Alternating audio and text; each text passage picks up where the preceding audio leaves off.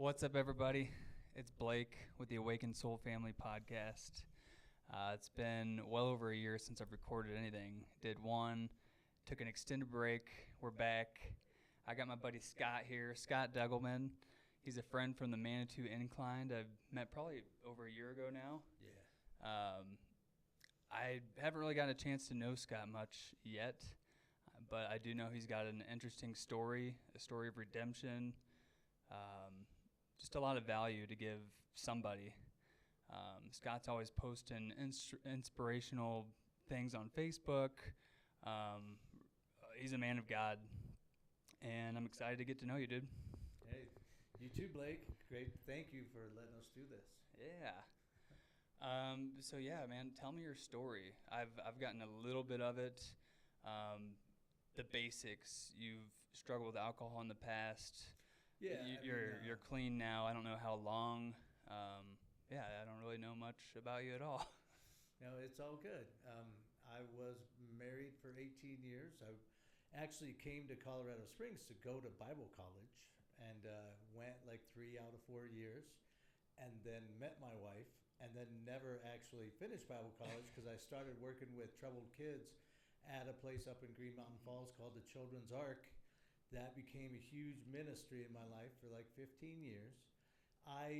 Since this is a Christian entity we're doing, I could tell you that I came to Christ at age 29.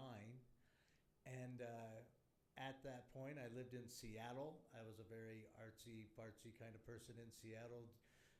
Had been the lead singer of a band and, done the whole party life. I grew up secular. I didn't grow up in a Christian home by any means. And at age 29, my grandma died, and that forced me to really look at life because I saw her in her casket, and I thought, here lies a woman that probably holds a mighty seat in heaven, and she just represented unconditional love to me, And during the song "I'd Rather Have Jesus Than Worldwide Fame" at her funeral, I gave my life to Christ. But I tell you all that because that led me to believe that I was completely healed from alcoholism, from all the partying I had done. I had done all kinds of drugs, I had done everything. And from that point forward, I didn't drink again in that era. And I ended up moving to Colorado Springs pretty quickly, met my wife, started ministry with kids, blah, blah, blah. But wouldn't you know, after like 16 years, I got involved, just my mind kind of went dark.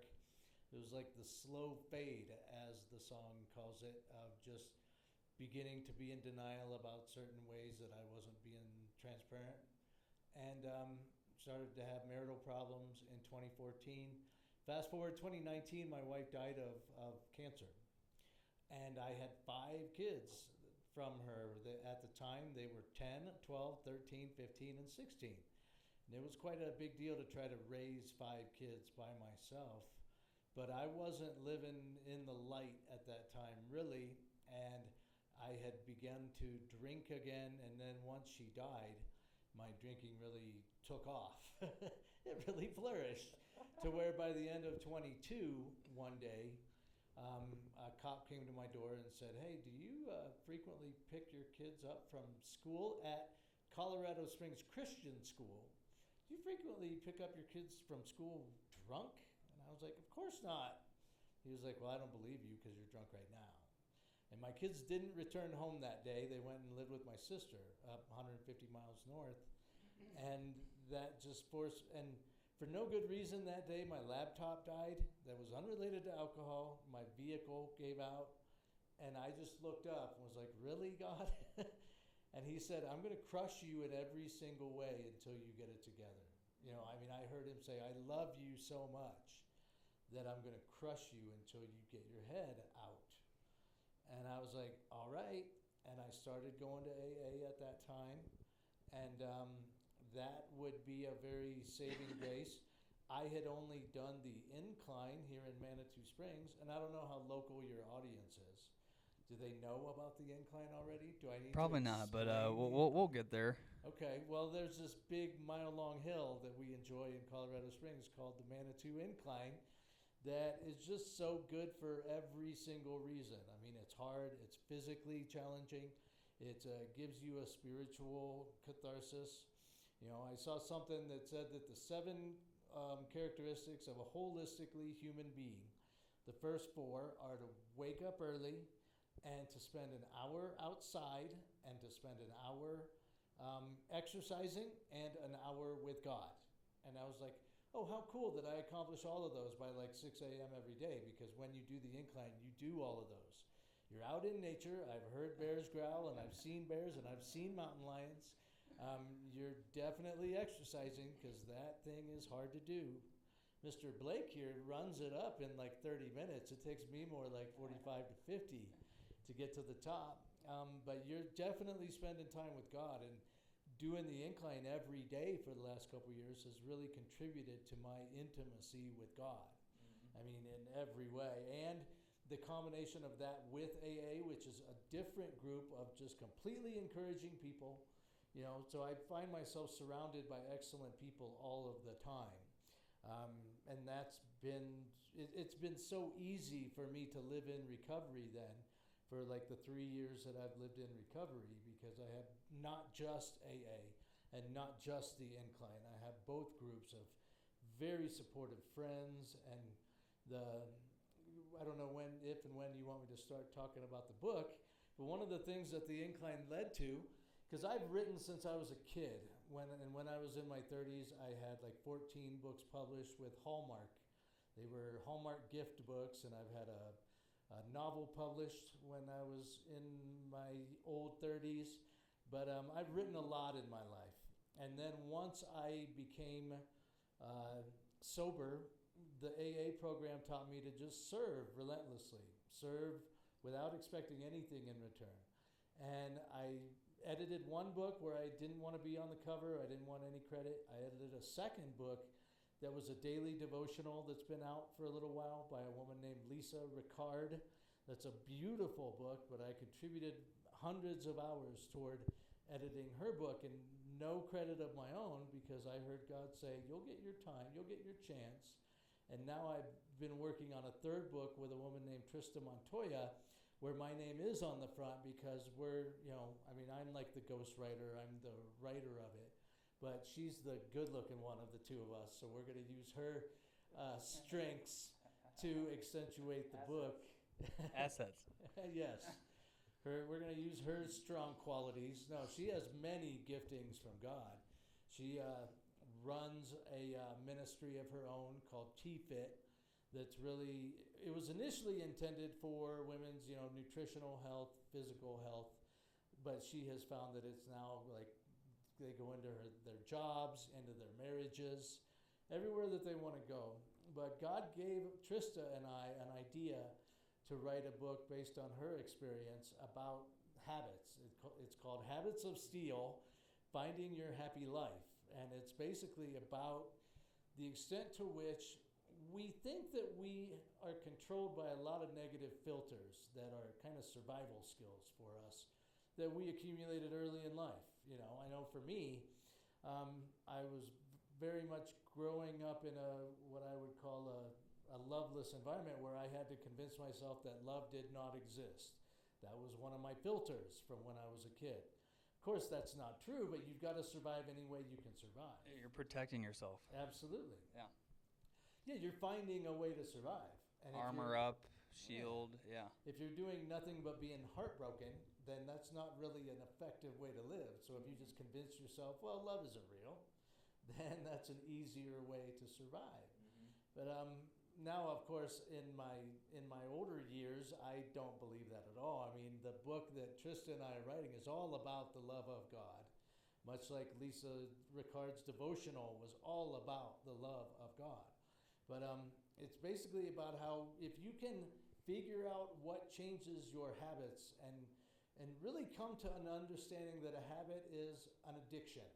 We kind of are scared by the word addiction. A lot of us live by healthy addictions that we want to think, oh, I'm not an addict.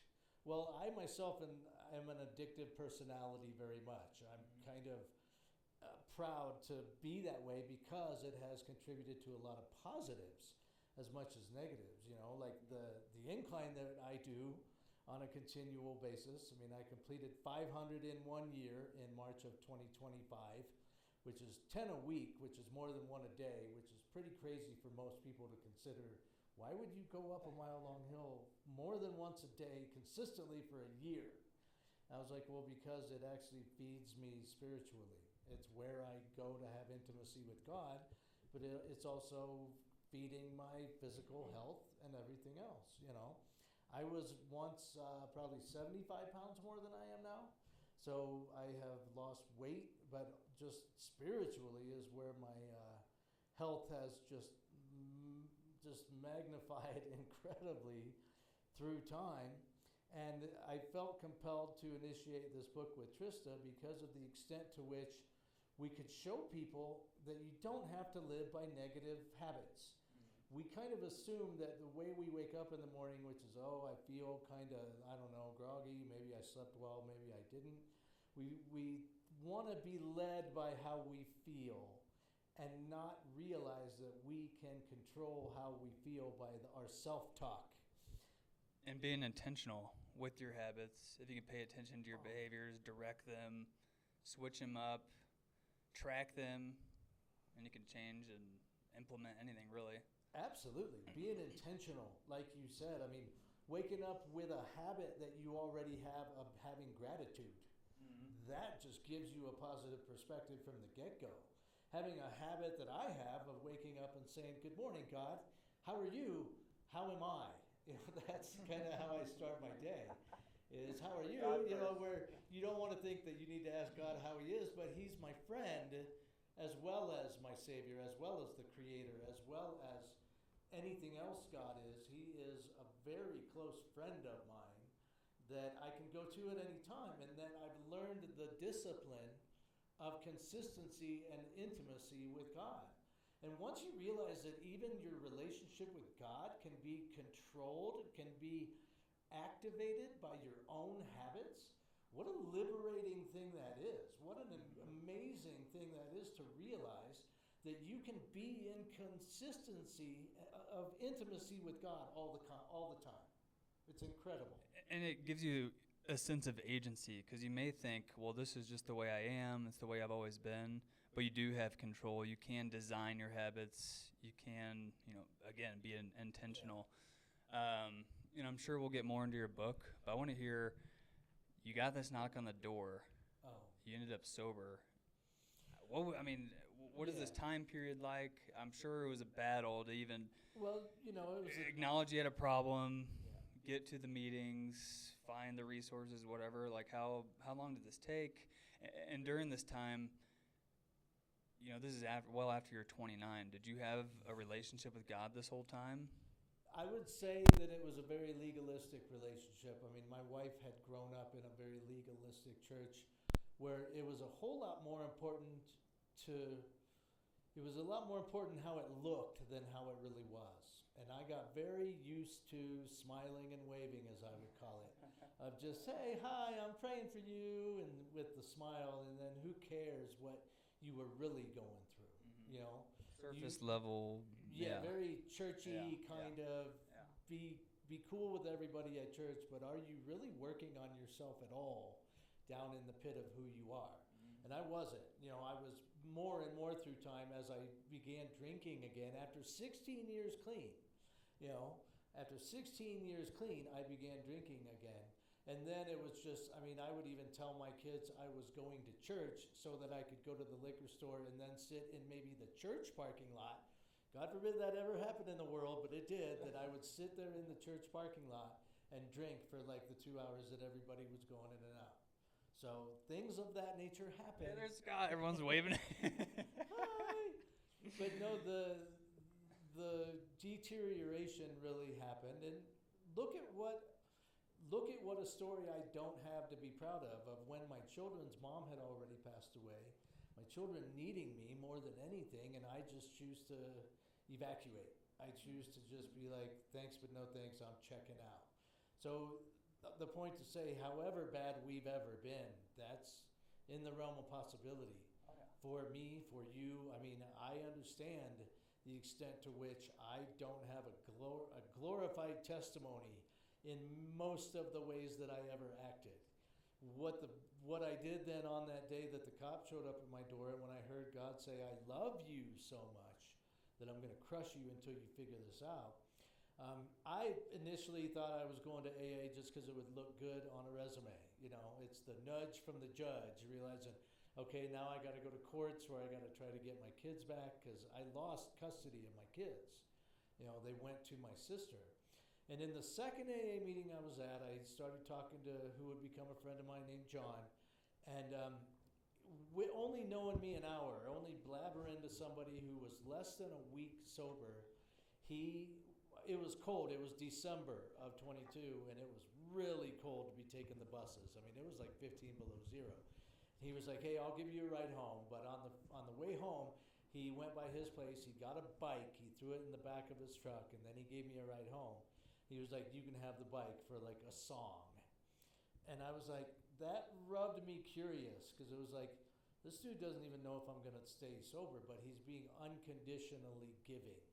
And I think on that occasion, John told me, if you want to figure this stuff out, give to people as much as you can, and that will help you. Because we often think that right thinking will lead to right acting. Well, in my case, right acting led to right thinking, because I just started serving all the time. He volunteered at a ComCorps at a prison halfway house ministry every week. I've been going to that ever since. They're on Sunday nights, and I go to my ComCorps meeting every week, and that helps me to be in recovery, because I just bought into the AA mantra, which was give. And giving and serving is the way to heal. And it worked for me. I mean, the incline felt like more of a selfish thing until I started going there for a while, and people would be like, "Oh, you inspire me because I see you all the time." And I'd be like, "Really? Because I'm really not up here for anybody else. I'm up here because I want to be intimate with God, and I want to feel, I want to be consistent at something." But that was important to me, that to develop a track record of success at good things, and realize that the track record of success at good things could feed me in every single area of my life. Because obviously, just because you have a conversion of any kind doesn't mean you become perfect. But I hope that if you have that conversion of any kind, where you come to Christ, whatever it may be, that you realize that from that point forward, God is an encourager. I mean, God is pushing us just further upward and upward, which is such a beautiful allegory for what the incline's about, because it's uphill and it's hard, but man, is it rewarding. Man, is it the most beautiful thing you could possibly do. And even if you do it 500 times, it never gets easier. No, I am at 853 lifetime now, and I was just doing one the other morning, and it took me forever, and I was like, why am I so tired? But I've done this 3 times today. Yeah. No, I don't do it multiple times a day anymore. I still try to get up like 5 times a week just to pretend like I'm healthy, to keep healthy. I do it like 5 times a week. Something I want to touch on, you said, some people can get caught up in thinking that right thinking will lead to right acting, but it's vice versa. It's being out in the world, out of your head, serving or whatever, doing your laundry, making your bed, getting to the basics. Absolutely. And it brings me back to, you were caught up with drinking. You had your kids to take care of. You probably knew what to do, what was right, what you were doing is wrong. Why do people get stuck and just thinking versus taking it on? It's a great question. I think that there's a hesitation in our culture to act, because look at what we're glued to now. We're glued to our phones. We're glued to, TV or movies or whatever. We think that it's the course of, oh, look at that encouraging meme. Doesn't that make me feel better? Oh, I'm sorry. Look at that thing on social media. That makes me feel better. Look at a TikTok video. Look at a YouTube video. Don't those things make me feel better? And so you think that you are acting when in reality you're kind of nulling yourself to sleep, and you don't know it. Well, it's like reading a million books. Yeah. Knowledge is power if you use it. If you Otherwise, put it into you're just practice. stockpiling, a bunch of stuff. Great point, because that's our book, the Trista in my book, immediately goes into the fact of what I'm espousing, which is to do before you think. And then in the course of doing before you think, well, then you're going to get into a different habit. But what Trista has found is that people will be consistent at something for 5 or 10 or 15 times, and then they fall off because it's like, oh yeah, this felt good for a minute, but now it doesn't feel good. You hear how I'm being sarcastic and how I'm saying that, because of course life is not about feelings. I mean, it goes back to what you said, Blake, when you said that to open your day being proactive. I mean, I open my day being proactive to walk up a mile hill. That's going to change your thinking, and you're going to have intimacy, and I'm just grateful. But to open my day saying, good morning, God, how are you, how am I, or just what a beautiful day this is, what a beautiful sunrise. To initiate your day with gratitude and exercise and just thinking, how am I going to serve people today? How am I going to be there for others today? You know, the St. Francis prayer says that our goal is to love rather than be loved, to understand rather than to be understood. For it's by self-forgetting, it's by forgetting about yourself that you find everything you need. It's by forgiving others that you are forgiven. And it's by, the last one is, it's by dying that you find eternal life. And I definitely died in December of 22. I mean, the part of me that thought I was alive then was gone, and I was replaced by something beautiful and new. But I mentioned forgiveness, and that's a huge, huge part of life. You know, you wouldn't think that if you're going to hypothetically open a book on self-help that one of the major topics is going to be forgiveness. But if you don't forgive people, as the cliche says, that's thinking that you're feeding someone else poison, but you're the only one drinking it. Yep. You know, if you want to say something? No. Okay. Keep going. Forgiveness ends up being one of the most important things you can do in your life to lead a happy life. And I do want to talk about happiness for a little while, because the Christian even will chagrin at that word and be like, we're not supposed to be happy, we're supposed to be holy. Well, why wouldn't holiness make you happy? Why wouldn't serving people make you happy? Why wouldn't accepting what you cannot change and surrendering to God's will, why wouldn't that make you happy? You know, because it does make me happy. I live a pretty consistently happy life, and it's because my goals in any single day are gratitude, exercise, and service. And accepting what I cannot change is a huge deal. Because if I can do that, then I give everything to God, and okay, I can't control that. I may not like it, but He's the one. However things are is how they must be. I mean, He must intend for them to be how they are so that I can be bettered through that. And that's the key, is realizing that God is an encourager, and He's constantly putting us through things so that we will be bettered through experience of those things. Even if it's pain, even if it's physical pain. I've had physical pain that was relentless, where I was like, okay, God, I don't understand this, but I'm going to trust you anyway. And boy, Proverbs 3, 4, 5 is so big. Trust in the Lord with all your heart, and don't try to figure anything out yourself. In all your ways, acknowledge Him. And when you do that and you live it and you're consistent with that habit, man, that's a beautiful way to live, and it's a happy way to live. Yeah. And I think pain is important. We all go through it. We all experience different things. We all experience maybe the same event in different ways and internalize it in different ways. Yeah. You hear about the twins, and you know, they have an alcoholic father. One twin follows in his footsteps. The other wants nothing to do with alcohol, takes a completely different path. Yes, yeah. You made me think of something, is the extent to which human beings have a propensity to want to play the victim. They want to harp on their trauma. They want to say, yeah, you are you, but you've never been through what I've been through. They want to have some special place in their own excuses because of their trauma. And that's where I don't believe in having excuses. I mean, I had an early history of having been sexually abused by multiple family members. I don't use that to say, oh, but because of my trauma, I have it easy and I have this excuse to do wrong. You know, because ultimately our actions hurt other people if they're not right actions. So we don't necessarily have excuses to be like, oh, well, my wife died, so therefore it was good of me to neglect my kids. Wasn't good of me whatsoever. That was my choice to make wrong actions. And so I don't espouse there being any excuses for why you can't get your life together, regardless of the trauma you've been through. What if God used every single ounce of trauma you've been through to show somebody else now currently going through that trauma, oh my goodness, they went through it too, and they recovered, and they're happy people that love God. Maybe I can do the same thing. That's funny. I was trying to get into that. So you never know what you're going through and how that's going to impact your ability to help somebody else. Exactly. And just transmute your own pain into service. Yeah, and AA is a big proponent of the fact that no matter how dark your path has been, it's a part of a journey to encourage others.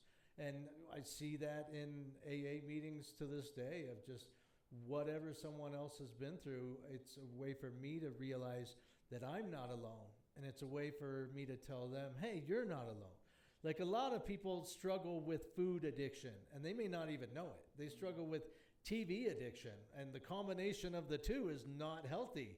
Well, what am I going to do for the next 3 hours? Well, I'm going to stream this thing, and I'm going to eat my favorite cookies or ice cream or whatever, dinner. But I'm still going to sit in front of a TV, be inactive, think that I'm living a quality life because I'm being inspired by something I'm watching, and yet look at the development. Look at the reality of what's happening. You're succumbing to your food addiction. You have a self-loathing issue, and that's one of the things that our book is big on confronting. Is self-love is so important, and in this culture, we're not good at it. We are not a culture that self-loves well. But yet the Bible tells us to love God first and foremost, and then love others as ourselves.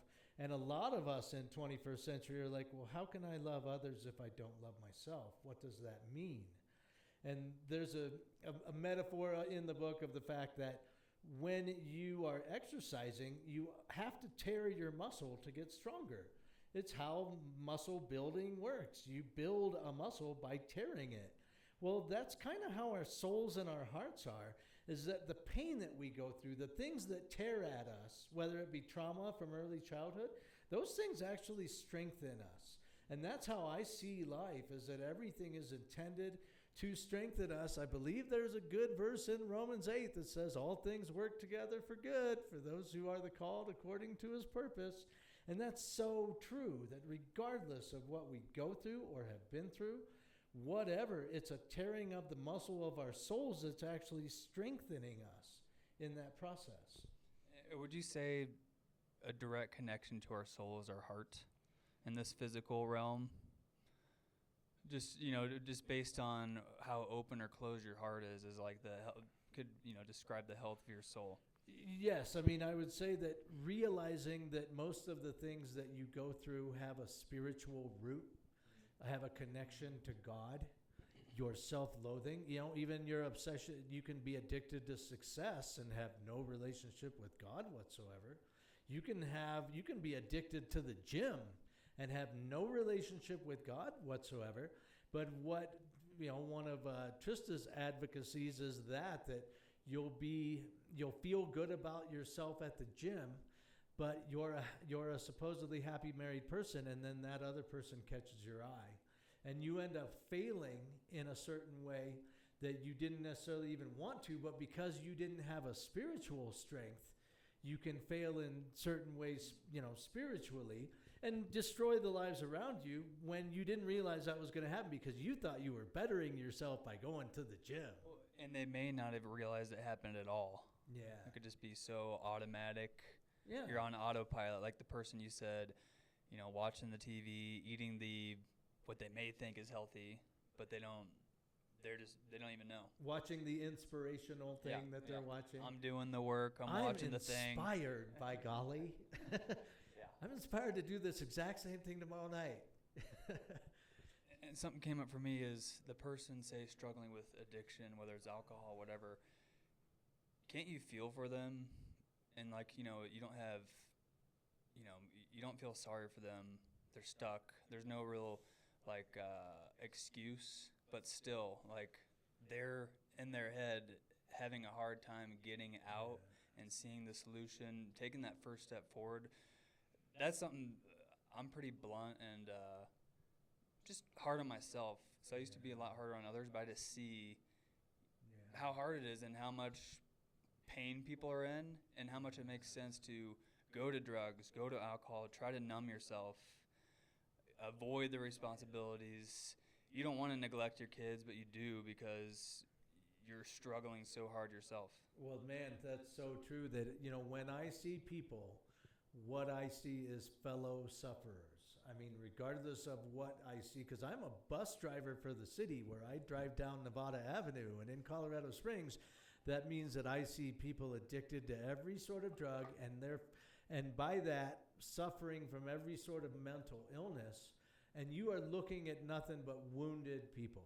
And, sometimes that equates to anger from people, and that's why things like murder and all the things happen in this world. But you're looking at fellow sufferers all the time, and you can because we are in fact children of God, we realize that He created every one of these people, and man, we are meant to love them. And Trista's so good at that because her heart is just incredibly full of love for everyone. She wants to help everyone. Because you brought that up, Blake, I'll tell you about a vision that I once had. I mean, it was almost a miracle that I had that impacted my life greatly. I did live in Woodland Park at the time, but God said, take a drive at 6 a.m. And it was literally like that loud where I was like, really? Why? Where? He was like, shut your face and take a drive. So I took a drive. I literally got out to the end of my street, and I was like, right or left, God? What are you doing? And I went right. Not, is this the wrong answer? Who cares? Who knows? So I drive, and within 5 miles, I'm in the burn area known as the Hayman burn area, because this was earlier where it had only been a couple years since a very drastic forest fire had hit Colorado. It went 50 miles. It was 130,000 acres from down here in Colorado Springs up to Denver. I mean, that happened in 2002. This was a little bit later. But I'm looking through, and in Colorado, you don't realize what a forest fire does. It creates toothpicks of the pine trees. The pine trees are still standing, and they're standing pretty tall. They're like 40 foot, 30 foot tall. And all I could see was all these blackened, charred toothpicks. And God said very clearly, He said, look at every one of these toothpicks. They're standing, but they're dead. They have no life in them. And He said, these are all people. And He made me, I drove for 50 miles and saw millions and millions of dead trees, and I cried because he allowed me to see them as people. And He said, look at them all. They're all standing, but they don't have any spark of life in them. They're completely dead. They have no spirit vitality. They have nothing. They're walking dead. And that was a long time ago, and it wouldn't even dawn on me until I told that story to Trista. And she was like, dude, that's what our book is about. It's about trying to wake people up from the dead state of their souls. So that if I now see an obese person, where they can barely take a step because they're struggling so hard, what I see is like a famished soul. I see someone who doesn't know how, they don't have self-love, they don't have God love, they don't have anything they need to realize, I could be different. I don't have to live this way. And Trista said she's seen so many people that have recovered from diabetes, near-death diabetes, and all those kind of things because they got healthy. So yes, there's a component of nutritional health and physical health that is extremely important, but only if it coincides then with the spiritual health of realizing, first and foremost, everything has a spiritual root. And if you understand that, then you can get to true happiness, true, like, oh my goodness, I don't have anything to complain about today. I'm doing what I love to do. One of my advocacies is God help my work become my play, which means everything to me, whether it be service, regardless, it's now my play. I love doing what I love to do because it's all just fun. The life itself is fun. So maybe I'm a weird person on that front. No, that's what I've studied Alan Watts for a long time. Just one of my favorite philosophers, and that's what he says is like the goal of life, to make everything play. And it is a perception thing. That's kind of what Awesome.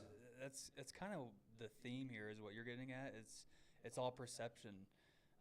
Everything is perspective. You got the hill, you got this hard ass monumental thing you do every day, but you get God out of it. You get connection. You get friendship, nature, spiritually filled.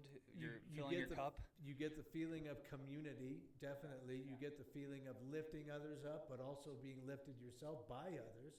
And you get inspiration to just want to be something positive, both in your own life and in the lives of others. You get self-love, and you get others' love also. And that's a beautiful combination, because once you recognize self-love, you can look at others and be like, man, they could feel so much better about themselves. I want to contribute to doing that. And in reality, all this is God wanting to work under the framework of all of this to create a better world. Blake, you and I were talking before this about how we're not necessarily fans of that person who says, oh, I'm just waiting for Jesus to return because everything's so bad. And, I'm not an advocate of that at all. What I see in this world is beauty and love and encouragement and awesome stuff. I mean, the ability to see the sun come up every morning, the ability to have a beating heart for me, I very much appreciate, because I shouldn't have one. I should have died, during the course of my alcoholism. And God was like, no, not you. I mean, others do. But by the grace of God, he was like, I'm going to keep you alive because you got things that you got to do. And now I realize the purpose is for, look at you doing this broadcast. I mean, you've realized that one of your ways that you can give is to encourage others to give. And that's a beautiful thing for you to be doing, to be living your purpose. Because that's a beautiful thing. Muhammad Ali always said, purpose is the most important thing. Live in your purpose. I want to go deeper into perception because what I'm getting here is you're on fire, and I see it. Really? See it in your posts, everything. Yeah, dude. I mean, I think everybody here will agree you're clearly on fire, soul's on fire. I've had that, and I'm constantly searching for that. I've experienced it, I think, first time really in my early 20s, and it's come and gone, off and on, and since then I've always tried to recreate that. But there'll be periods where I have it, and again, it's all perception. It's always already there. You almost just have to step into it. But sometimes I've gotten caught up in the world ending soon. Clearly, look how shitty things are. Our politics are a mess. We're in all this debt. All these things that seem to be weighing down and like inevitable, but at the same time, the sun's still coming up, the birds are chirping, there's impacts to be made, everything. There's kids to have, there's experiences, lives to change, anything. But there's those periods where I have gotten caught up in the negative, and just I don't know, any word on like pulling yourself out, because again, it comes down to action and taking steps, acknowledging where you are, I think, and just doing something, calling somebody, whatever it is, but trying. But anything to say on just being stuck and having just a crappy worldview or self-perception, any of that. Yeah, thanks for letting me talk, Blake. I want to say that I was one of the most negative people in the world before my change a couple years ago, 3 years ago. I mean, I grew up in a very negative environment. I came from generations of negativity, what it felt like. I mean, I could see that my mom was very much a negative person. Breaking generational curses is an extremely important thing that we as human beings have to do. We have to call on God and ask God to break the generational curses that we see. Laziness can be a generational curse. I saw my mom on the couch every night. I worked all day, at a job on the phone. So I worked all day. I deserve to be lazy all night. Negativity is a generational curse, and most addictions are generational curses. Alcoholism was huge generational curse for me. Trista had alcoholism in her past, and she had someone come up to her at a church, a stranger, and tell her that the generational curse of alcoholism was broken in her. And she had prayed a private prayer about that just before that, and then that was absolute confirmation. So generational curses have a lot to do with why we are how we are. And we do talk about that in an initial part of the book, which is, hey, life is hard, and here's why it's hard. There are a lot of good reasons why life is hard. Our culture does not do us any favors in terms of eating right, in terms of thinking right. Everything we see on TV isn't necessarily geared toward being constructive for our thinking. Pretty sexual, actually. Well, even if it's supposedly about friends and family, there are still subtle things underneath that you realize, oh, okay, this is teaching me something pretty, Disney? Are you kidding me? So all kinds of things culturally don't contribute to our betterment. Generationally, we're in a late era. Granted that. We're in a late era where generationally, we've had hundreds of years of people being screwed up in our past, and we've got to somehow break all of that. But when you were talking, I thought of the 5 things that I live by that really help me to continue just being positive all the time. They are patience, acceptance. That's a big one in my world. Honesty, because we have a really hard time being honest with ourselves. Humility is huge because we can be proud and pretend like we're okay. When I was, after my wife died, I tried so hard to make it look like I was okay and make it look like my family was okay. And it was very much that smile and wave mentality, which is, we're doing fine, don't worry about us. There was no humility in that. There was no, actually, sometimes I'm sitting in King's Super grocery store and I just want to sit on the ground and show everyone that I'm not okay.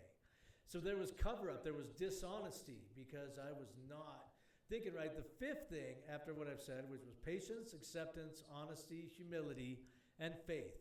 I mean, understanding your role within God is a big, big deal. And the fact that you have a God who loves you, that is such a big deal. And to know that regardless what you're going through, we can get caught up church-wide. We can get caught up culturally, church-wise, in guilt and shame and think that it's good for us to feel guilt and shame, that it's good for me to feel bad about myself because I keep screwing up. Well, that's not really what God says. He says a good man will fall 7 times and yet he rises again. So I look toward people's propensity. Can they get back up? Okay, you fell. That's to be understood because I've fallen. I've been where you are. But get back up. Don't... Resiliency. Just be encouraged to know that God is rooting for you, not against you. And I think that's not necessarily the message we always get at church, is that God is rooting for you regardless how you are. He created you, so why wouldn't he be adoring you and rooting for you to get better? And the fact that you would want to get better implies that you think there's a God. Because if we were an evolutionary universe, just with stuff continually trickling, where there's no point to getting better, we wouldn't want to get better. But most of us want to get better. So even if you think you're an ardent atheist, if you want to get better, then you probably deep down have an understanding of God. Because if you didn't have an understanding of God, there's no reason to get any better. But a lot of us just start to sulk of, why am I so bad? Why am I so much this way? So to address your situation, though, where it's like, I woke up this morning and I didn't feel good and I didn't feel positive and I wanted to dwell on what's wrong instead of what's right. You know what 3 words I've found are more important than anything when I'm overthinking 15 different things? They are, get some sleep. Meaning, oh, wow, maybe I'm only feeling all these discouraged ways because I haven't slept enough. Or I'm hungry. The HALT thing has some merit. If you're hungry, angry, lonely, or tired, that's going to contribute to you being in a negative space where maybe you wouldn't be otherwise. So those are things. You got to take care of yourself fundamentally. But I am able, because I have such habits now of gratitude, to kick myself out of negative things pretty quickly all the time and to focus on the fact that, wow, actually, God, I can be feeling a little bit negative, but then if I spend 5 minutes, and I get the luxury of driving a bus, so I'm constantly just in meditation with God. But if I spend 5 minutes thinking about what's right, thank you, God, for the health of my children, even if some of my children to this day don't really want anything to do with me because they're still angry, understandably, about how I was a pretty horrendous parent after their mom died. I mean, if I think about the health of my kids and the health of myself and the fact of so many things that are right, that far outweighs whatever is wrong. And that just changes my attitude. And it wasn't because I necessarily felt good. We do put too much stock. We worship our feelings when we don't. That's not something we should worship. You know, why do I feel this way? They're not reliable. They're not at all. They could come from who knows where, especially, say, not to pick on women, but their their emotions can come out of nowhere. I've seen it. You can't rely on feelings. You're a happily married person with children, so I'm not then married. There's that. But no, it applies to men too, because I have found that since being in this new state of mind, I can control my emotions a lot more than I ever gave myself credit for before. I'm not a big fan of the statement, he broke my heart. It's like, really? Because that was actually somebody that God obviously didn't want you to be with because he dogged you or he lied to you in whatever way. So if God didn't want you to be in that relationship, why are you heartbroken over it? Man up, get over it. I mean, I'm pretty cynical that way. And I feel emotion like the next person where I'll be sad about this or that emotionally. But then within a short enough time, I'm like, you know what? If I just work on myself, if I keep my side of the street clean today, if I don't try to control anyone else, and if I just try to control myself today, I'm pretty well off, and I can respond to the things in my life a lot better. I mean, most of life is not what has happened to us, because we've all been through horrendously hard things. It's how we respond to it. Yep. And it sounds like, just your attitude and your no bullshit kind of, I don't feel, it is what it is. It is. Yeah, exactly. No excuses. But it seems like you've built this fortitude of perception. Like, you may dwell a little bit like, damn, that hurt.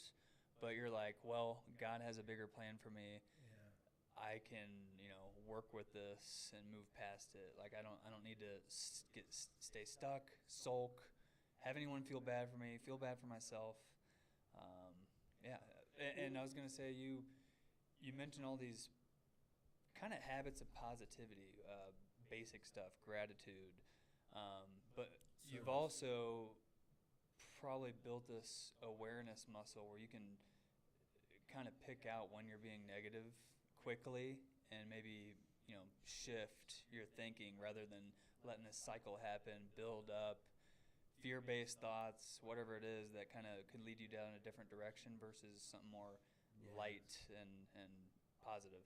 Well, you're right about that if I sense myself being in a not as optimistic frame of mind, I just start being grateful and I start talking to God as, God, thank you. And I'll often start that sentence without knowing how I'm going to end it. And that is a habit.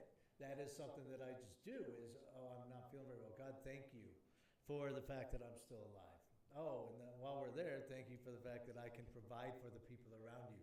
Oh, and thank you for the fact that everybody else that I know has good health, and thank you that so-and-so got a job. I mean, the Philippians 4:8 stuff is real too, that we have to keep a proactive mindset about whatever is true and noble and pure and good. We need to meditate on those things.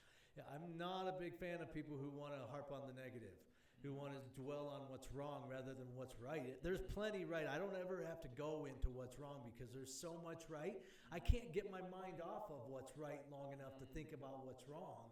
So I'm going to just focus on what's right all the time. One of the things that's right is people like you exist that's completely apart from me. People like Trista exist who has the same kind of mindset I have. I mean, to the letter. She and I kind of share a brain in the fact that she's so positive and so... there have been times when I've been like, oh, I got to deal with being on the bus with crazy people today.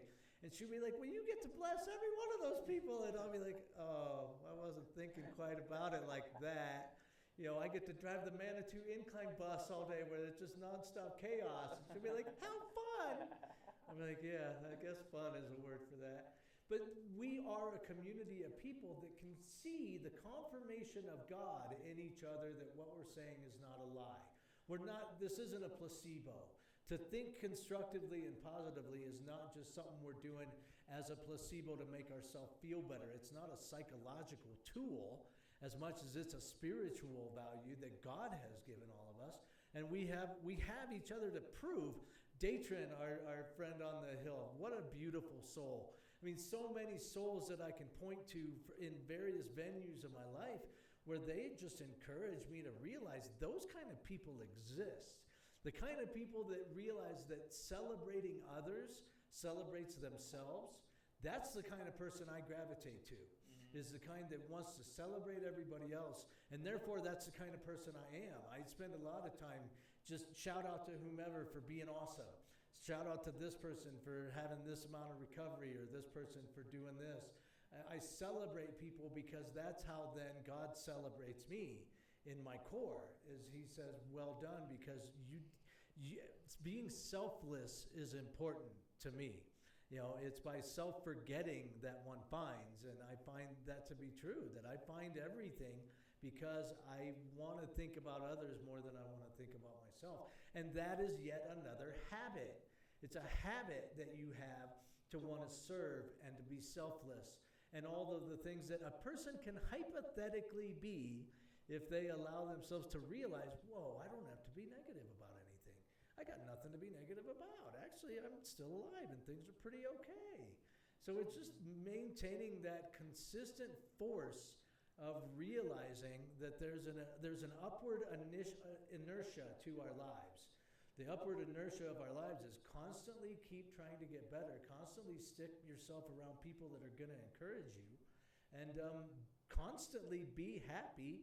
Even if I'm sad, I'm happy because I realize, well, yeah, whatever happened there, I'm not real crazy about, but it's all good. Obviously, God intended for that to happen, so no worries, move on. You don't dwell on things, you know, you pause before you react.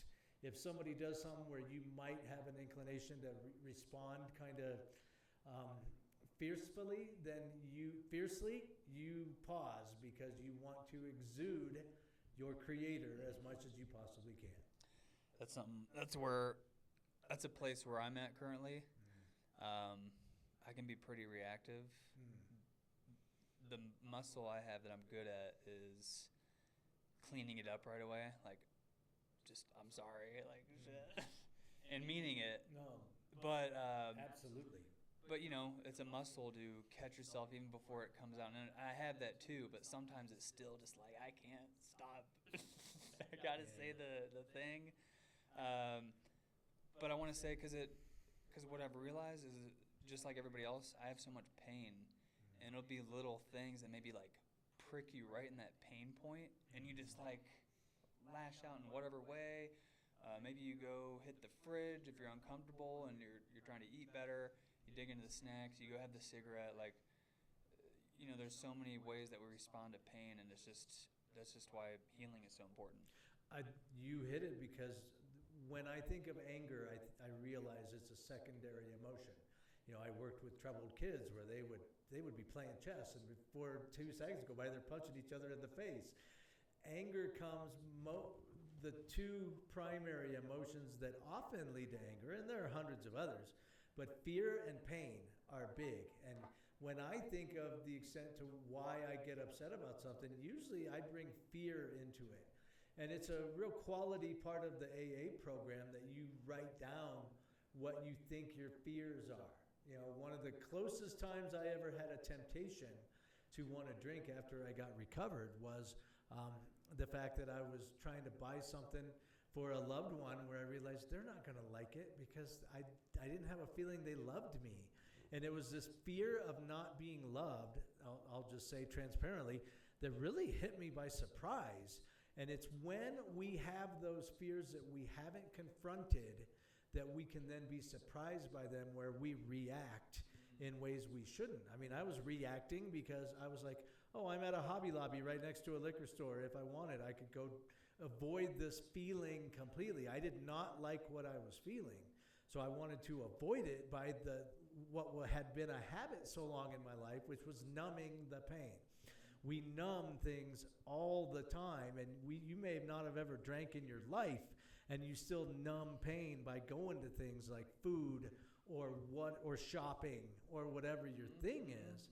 But you talked about pain being huge. I mean, I'm not good when I'm in physical pain. I'm just cranky and I'm not being all that grateful, but I do have the patience to know that it'll end. And that's why patience is such a big deal in knowing whatever I'm going through, this too shall pass. It's going to be okay, accepting the fact that whatever you're going through is not as big a deal as you're making it out to be. It's going to be okay.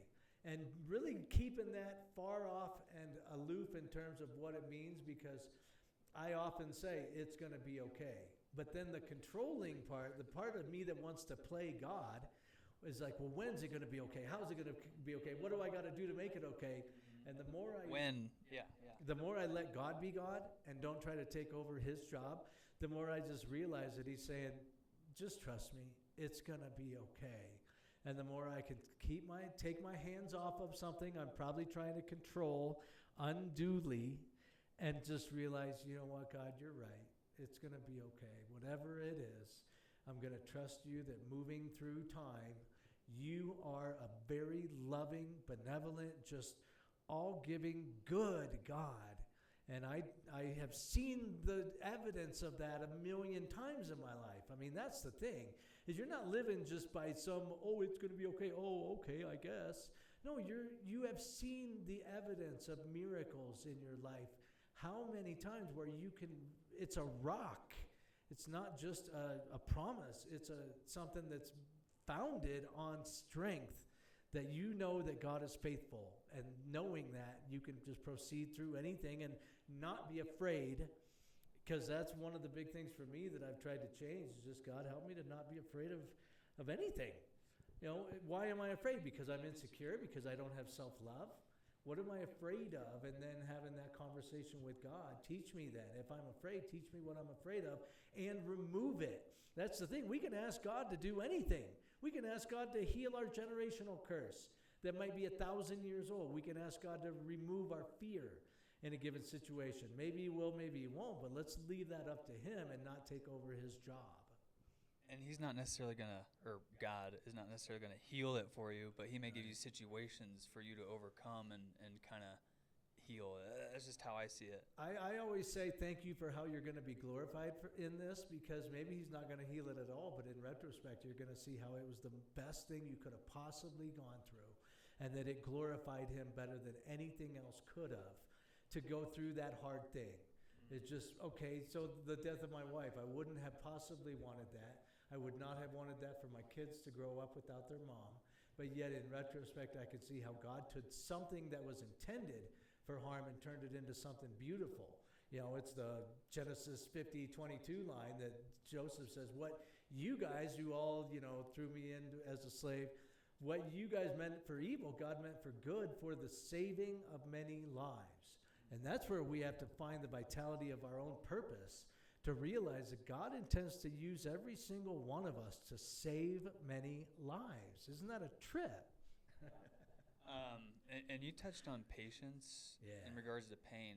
Yeah. I was thinking awareness and thinking about avoidance and numbing, because I see even in subtle ways where I have some task to do, and say I'll immediately pick up my phone and start scrolling.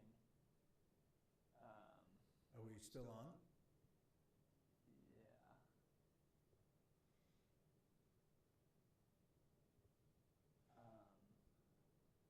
If we're still on. Yeah. Okay. Yeah. So I'll see, even in minor things, just minor behaviors, have some tasks to do, start scrolling. Go check the fridge, whatever it is, walk the dogs, go to the gym again, just different ways of avoidance and numbing, even if they're healthy, but it's not like dealing with the root problem or what's generating the discomfort and pain, but just minor ways that kind of just aren't directly dealing with what's going on. Well, I want to speak to that, because I think culturally we have difficulties confronting our feelings. And so everything comes out of the fact that we feel like we immediately have to mask what we're going through. And I think it's a part of our intimacy with God that you can realize that it's okay to confront your feelings. Because you know what I hear a lot of times when I'm hurting really bad? I hear God say, hey, you feel that? Feel it good.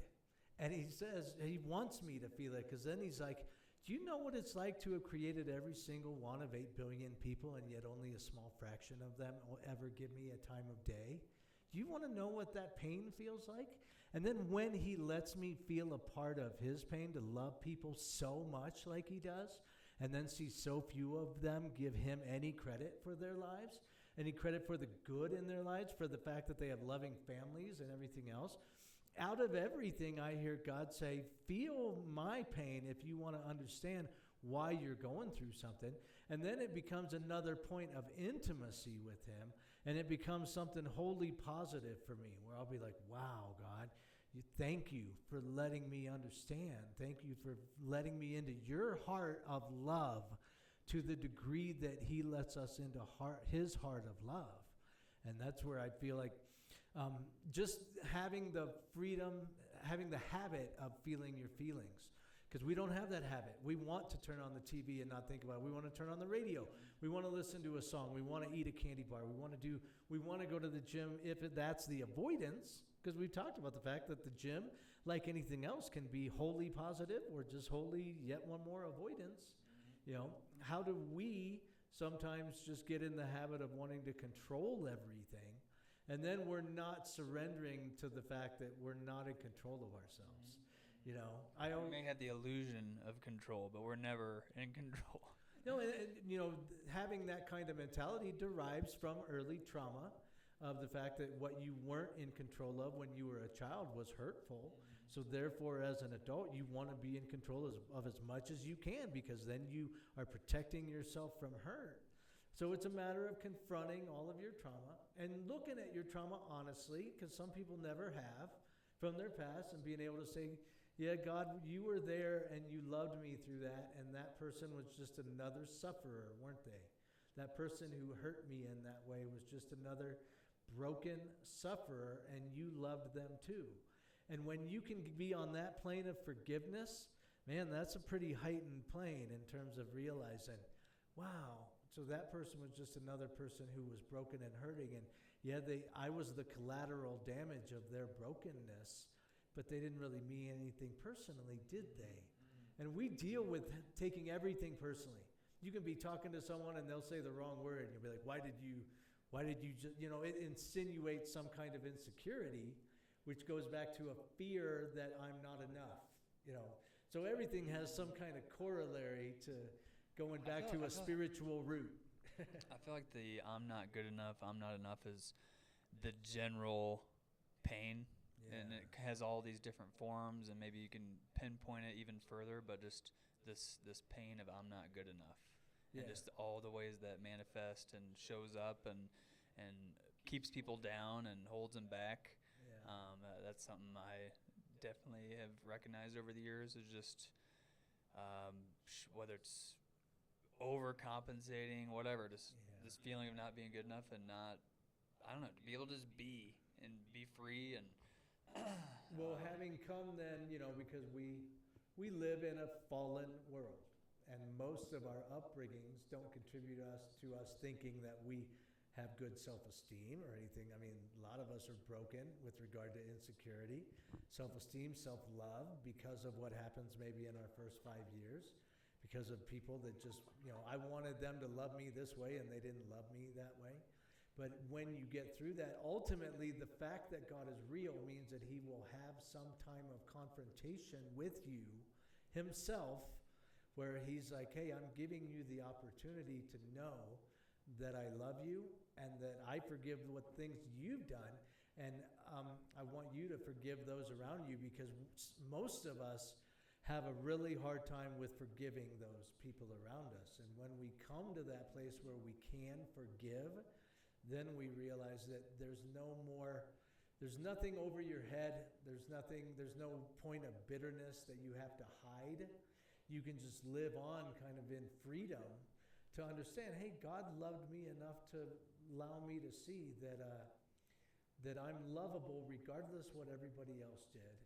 And it's just the fact that he's real means he comes to that place with you where you have a conversation with him where you either come at peace or you're more than apt to make the decision to reject God, which a lot of people do, but you have the opportunity to accept his love as well. And it's hard to accept love, even culturally, church-wise, from a God where we kind of have been brainwashed to believe that we have to do this, and this to receive his love. Well, but I failed recently, so therefore God can't love me. That's a lot of our mentality of, but I have to get better before God can love me. And of course, he's saying, come as you are, and I love you as you are. That's the underlying theme I hear. I love it. I need to wrap this up. I could go on with you all day. This has been awesome. I didn't know how it was going to go. You're just you got a plethora of stuff to say and good soul fire. Yeah, any title for your book or anything else to wrap up? Yeah, the book is called Habits of Steel, Finding Your Happy Life by Trista Montoya and parentheses Scott Degelman.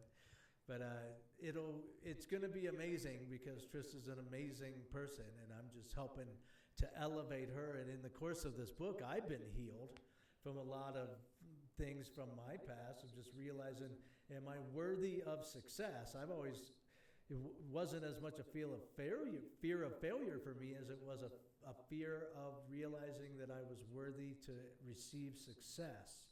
And when we receive that can be a big deal too. But it's just going to espouse a lot of what I've talked about, which is just you actually can be happy. You can control the extent of your happiness by adopting habits that lead you that way, like all the umpteen things we've talked about. Forgiveness, service, gratitude, being big ones. But yeah, that's what it's about. Cool. Awesome, dude. We'll have to chat again. I really appreciate you. I'm going to show you my habit sheet real quick because you keep talking about habits. This is something I've been doing for years, 5+ years. Oh, cool. So just tracking workouts, reading, meditating. Right on. Something I've gotten different friends to get on. So that's awesome. I know the power of habits. It's I would incredible. say the biggest advice about habits is realizing that so much of life is controlled by habits. And things that you didn't realize you could control are also habits, like your intimacy with God. Like seeking God is a habit that we can have the discipline to perform on a continual basis.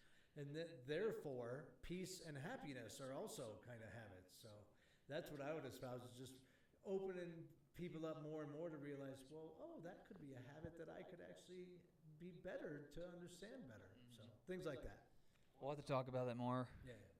Scott, appreciate you. Bye, everybody. We'll be back. Bye.